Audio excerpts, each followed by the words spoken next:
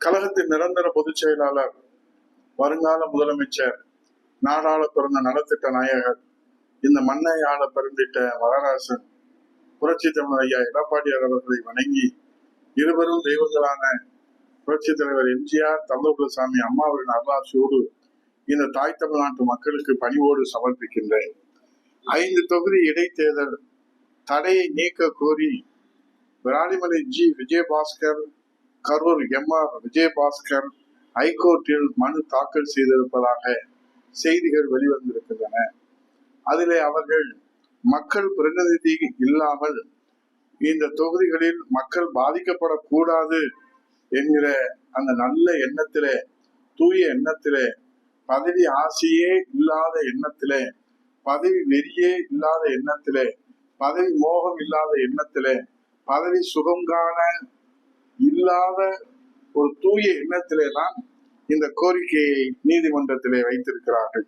எவ்வளவு அக்கறை மக்கள் மீது இந்த விராலிமலை விஜயபாஸ்கருக்கும் கரூர் விஜயபாஸ்கருக்கும் நடந்து முடிந்த தேர்தலிலே புரட்சி தமிழர் ஐயா எடப்பாடியாரை முதலமைச்சராக முன்னிறுத்தி இரட்டை இலை சின்னத்தை தேர்தல் ஆணையத்திலிருந்து ஏபாம் சிபாமில பொதுச் செயலாளராக புரட்சி தமிழர் ஐயா எடப்பாடியார் கையொப்பமிட்டு அவர்களுக்கு தேர்தலிலே வெற்றி பெறுவதற்காக தேர்தல் பிரச்சாரத்தை முன்னெடுத்து அந்த தொகுதியில் அந்த மாவட்ட மக்களும் அந்த தொகுதியுடைய தொண்டர்களும் இரவு பகல் பாராது, ஊர் உறக்கம் பாராது, அனைத்து இந்திய அண்ணா திராவிட முன்னேற்ற கழகம் கொடுத்த வாய்ப்பினை பொதுச் செயலாளர் அறிவித்த அந்த அறிவிப்பை தலைமேற்கொண்டு இரவு பகல் பாராது ரத்தம் சிந்தி வேர்வையை ரத்தமாக்கி உழைத்து அவர்களை வெற்றி பெற வைத்து அந்த தொகுதியுடைய மக்களும் வாக்களித்து இரட்டை இலையிலே 2 பேர்களை வெற்றி பெற வைத்தார்கள். என்ன காரணத்திற்காக இவர்கள் ராஜினாமா செய்தார்கள்?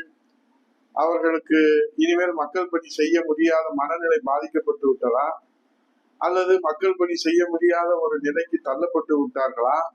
உடல் ரீதியாகவா, மன ரீதியாகவா, பொது வாழ்க்கைக்கு தகுதி இல்லாமல் போய்விட்டார்களா, அல்லது இனிமேல் அவர்களால் நடமாட முடியாதா பொது வெளியில? என்ன காரணத்தினாலே ராஜினாமா செய்தார்கள்?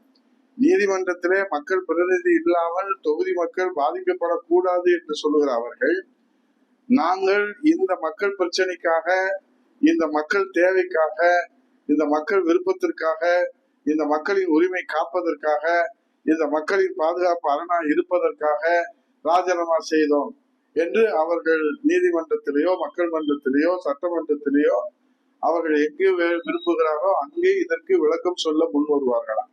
ஒரு கட்சியிலே 2 கோடி தொண்டர்கள் அனைத்து இந்திய அண்ணா திராவிட முன்னேற்ற கழகத்திலே எம்ஜிஆர் துவங்கிய கட்சி, அம்மா வளர்த்த கட்சி, புரட்சி தமிழர் எடப்பாடியார் இன்றைக்கு பாதுகாக்கிற அந்த கட்சியில 2 கோடி பேர் இருக்கையில கடைக்கோடியில இருக்கிற உங்களுக்கு எதற்கு அமைச்சர் பதவி கொடுத்தார்கள்? நீங்கள் மாட மாளிகையை கட்டி கொள்வதற்காகவா, கல்லூரிகளை கட்டி கொள்வதற்காகவா, கல் குவாரிகளை நடத்துவதற்காகவா, சாலை ஒப்பந்தங்களை எடுத்துக்கொண்டு நீங்கள் குபேரனாக வாழ்வதற்காகவா? எதற்காக உங்களுக்கு அமைச்சர் பதவி கொடுத்தார்கள்? தொண்டர்களை பாதுகாக்க வேண்டும், மக்களுக்கு சேவை செய்ய வேண்டும், சோதனை காலத்திலே கழகத்திற்கு துணை நிற்க வேண்டும், நிற்பீர்கள் என்கிற நம்பிக்கை அந்த தெய்வ தலைவி புரட்சி தலைவி அந்த அம்மா அவர்கள் உங்கள் மீது நம்பிக்கை வைத்துத்தானே இந்த அமைச்சர் பதவியை 2 கோடி பேர்கள் இருந்தாலும் கடைக்கோடியில இருந்த உங்களுக்கு மனதார அந்த பதவியை உங்களுக்கு வாரி வழங்கினாரே. அந்த பதவியை வைத்துக் கொண்டு பதவி சுகத்தை அனுபவித்து அதிகாரத்தை அனுபவித்து இன்றைக்கு அனைத்து இந்திய அண்ணா திராவிட முன்னேற்ற கழகத்திற்கு ஒரு சத்திய சோதனை வந்தால், அனைத்து இந்திய அண்ணா திராவிட முன்னேற்ற கழகம் ஒன்றும் அதிகாரத்திற்காக துவங்கப்பட்ட கட்சி அல்ல, சேவைக்காக, ஏழை எளியவர்களுக்காக, சாமானியர்களுக்காக துவங்கப்பட்ட கட்சி. அப்படிப்பட்ட மக்கள் இயக்கமான அண்ணா திராவிட முன்னேற்ற கழகத்திலே அனுபவிப்பதெல்லாம் அனுபவித்து விட்டு அத்தனையும் கொள்ளையடித்து விட்டு இன்றைக்கு மக்களுக்கு சேவை செய்ய வேண்டிய நேரத்திலே, கழகத்திற்கு உறுதுணையாக விசுவாசமாக இருக்க வேண்டிய நேரத்திலே கழகத்தை காட்டி கொடுத்து விட்டு எட்டப்பர்களாக நீங்கள் அங்கே போவது மட்டும் இல்லாமல் அதோடு இன்றைக்கு உடனடியாக தேர்தல் என்ன அவசரம் உங்களுக்கு? அவ்வளவு மக்கள் சேவையில உங்களுக்கு அக்கறையா? அங்கே போய் சட்டமன்ற உறுப்பினராகி, அங்கே அமைச்சராகி, அங்கே விஜய்க்கு முக்காடு போடுவதற்கு நீங்கள் முடிவெடுத்திருக்கிறீர்கள். அவர்கள் ஒன்றும் அண்ணா திராவிட முன்னேற்ற கழக தொண்டர்கள் போல ஏமாளிகள் அல்ல, தாவேக கட்சியினுடைய தொண்டர்கள். அங்கே இருக்கிற தலைமை ஒன்றும் அனைத்து இந்திய அண்ணா திராவிட முன்னேற்ற கழகத்தை போல ஏமாளிகள் அல்ல. உங்களிடத்துல அதிகாரத்தை கொடுத்து நீங்கள் குபேரனாக வாழுங்கள், நாங்கள் வேடிக்கை பார்க்கிறோம் என்று வேடிக்கை மனிதர்கள் அல்ல. அங்கே விஜய் இருக்கக்கூடிய கட்சியில் இருக்கக்கூடிய தாவேகா கட்சிக்காரர்கள். அவர்கள் உங்களை விட நடிக்க தெரிந்தவர்கள், உங்களை விட படிக்க தெரிந்தவர்கள், உங்களை விட ஏமாற்ற தெரிந்தவர்கள், உங்களை விட மூளைச்சலவை செய்ய தெரிந்தவர்கள், உங்களை விட பப்பாத்து செய்ய தெரிந்தவர்கள், உங்களை விட ஜிகினா காட்ட தெரிந்தவர்கள்.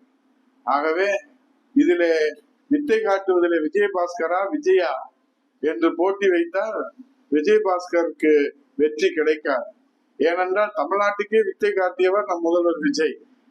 சாமானிய விஜயபாஸ்கருக்கு வித்தை காட்டுவது ஒன்றும் அவருக்கு பெரிதல்ல. ஆகவே வித்தையிலே சிறந்தவர் விஜயபாஸ்கர் என்று அதிமுகவில் வேண்டுமானால் நீங்கள் பட்டம் பெற்றிருக்கலாம். ஆனால் உங்கள் வித்தையை விஜய் கட்சியிலே எடுபடாது என்பதை காலம் உங்களுக்கு பதில் சொல்லும். இப்போது தாவேகாவுடைய உசிலம்பட்டி சட்டமன்ற உறுப்பினரும் அந்த மாவட்ட செயலாளர், புறநகர் மேற்கு மாவட்ட செயலாளர் விஜய் இன்றைக்கு எஸ்பியை பார்த்து, ஐயா என் உயிருக்கு பாதுகாப்பே இல்லை, எனக்கு பாதுகாப்பு கொடுங்கன்னு மனு கொடுத்திருக்கிறாங்க. சொந்த கட்சியில இருக்கிற மாவட்ட செயலாளரை சட்டமன்ற ஆளுங்கட்சி சட்டமன்ற உறுப்பினரே காப்பாற்ற முடியாத நிலையிலே தான் மாண்புமிகு முதல்வர் விஜய் இருக்கிறார். சொந்த கட்சியில இருக்கிற ஆளுங்கட்சி எம்எல்ஏ காப்பாற்ற முடியாத நிலையிலே தான் தாவேக அரசு இருக்கிறது. இதுல நீங்கள் போய் அங்கே என்ன வித்தை காட்ட போகிறீர்கள்? விஜய் இடத்துல விஜய் பார்க்காத வித்தையவா நீங்கள் காட்டிவிட போகிறீர்கள்? புரட்சி தமிழர் ஐயா எடப்பாடியார் அவர்களுக்கு ஒரு எளியவர், பண்பாளர், சாமானியர், மன்னராக இருந்து அந்த மன்னருக்கு மகனாக பிறந்து மீண்டும் மன்னராக மகனும் சுட்டிக் கொள்வது வரலாறு அல்ல.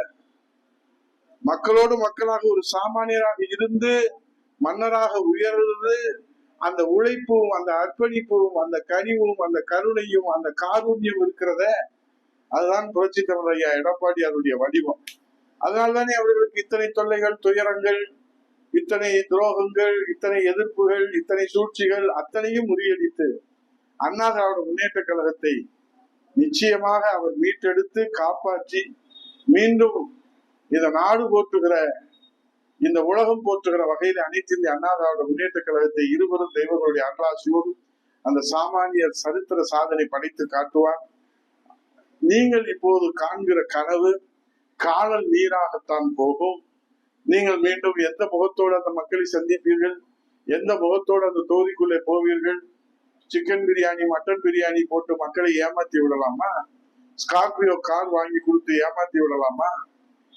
யார் அப்பன் வீட்டு சொத்து? யார் அப்பன் வீட்டு சொத்திலே நீங்கள் வாங்கி கொடுக்கிறீர்கள்? தாவேகாவிலே சேர்ந்து அதிமுகவினுடைய ரத்தத்தை அட்டையாக உறிந்து இன்றைக்கு அங்கே பிரியாணியாக போட்டுக் கொண்டிருக்கிறீர்கள். கார் பவனி வருவதற்கு தாவேகா கட்சிக்காரர்களுக்கு ஒன்று சொல்லுகிறேன் விஜயபாஸ்கர் அவர்களே, நீங்கள் தங்கத்தை உருக்கி வைரத்தையும் மாணிக்க கல்களையும் பதித்து விஜய்க்கு கிரீடமாக சூட்டினாலும் உங்களை ஒரு பைத்தியக்காரனும் நம்ப மாட்டான் என்பதை, ஏனென்றால் உங்கள் வித்தையை, உங்களுடைய துரோகத்தை, உங்களுடைய சூழ்ச்சியை, சூதுகளை அதிமுகவை விட தாவேகா கட்சி மிக தெளிவாக புரிந்து வைத்திருப்பார்கள். நான் இதை வைத்திருச்சோ கால் புகழ்ச்சியோ பேசவில்லை. நிச்சயமாக இவ்வளவு பதவிகளை கொடுத்து, இவ்வளவு அதிகாரத்தை கொடுத்து, இவ்வளவு செல்வாக்கை கொடுத்து, இவ்வளவு பொருளாதாரத்தை கொடுத்து, இவ்வளவு உயரத்திலே வைத்த அதிமுகவை காலிலே தூக்கி போட்ட மிதிக்கிற இந்த விஜயபாஸ்கர்களுக்கு விஜயை தூக்கி போட்டு மிதிப்பதற்கு எவ்வளவு நேரமாகும் என்ற அந்த ஒற்றை கேள்வியை மட்டும் தாவேகா முன்பு வைத்து இந்த வழக்கு தொடுப்பதற்கு வெக்கமில்லை, மானமில்லை, ரோசம் இல்லை. சோத்துல உப்பு போட்டு சாப்பிடுறீங்களா இல்லையா? தேர்தல் வழக்கு இருக்கிறது என்று நீதிமன்றம் உத்தரவிட்டதற்கு பிறகும் தேர்தல் ஆணையம் இதிலே குதிரை பேரம் நடந்திருக்கிறது என்பதும் கட்சி தாவல் தடை சட்டத்திலே நடவடிக்கை எடுக்க வேண்டும் என்பதும் நிலுவையில் இருக்கிற போது உங்களுக்கு இடைத்தேர்தல் அவசரமாக நடத்தி உங்களுக்கு அமைச்சராக மகுடம் சூட்டுவதற்கு இங்கு இருப்பவர்கள் தமிழ்நாட்டு மக்களும் ஒன்றும் தெரியாத அப்பாவிகள் அல்ல, எல்லாம் தெரிந்தவர்கள், மேதைகள். உங்களுக்கு தக்க பாடத்தை நிச்சயமாக மக்கள் புரிய வைப்பார்கள், பாடத்தை எடுப்பார்கள், பாடத்தை நடத்தி காட்டுவார்கள் என்று 2 விஜயபாஸ்கர்களுக்கும் காலம் தக்க பாடத்தை புகட்டும். மக்கள் அந்த தீர்ப்பை எழுதுவார்கள். அதுவரை பொறுத்திருப்போம். நன்றி, வணக்கம்.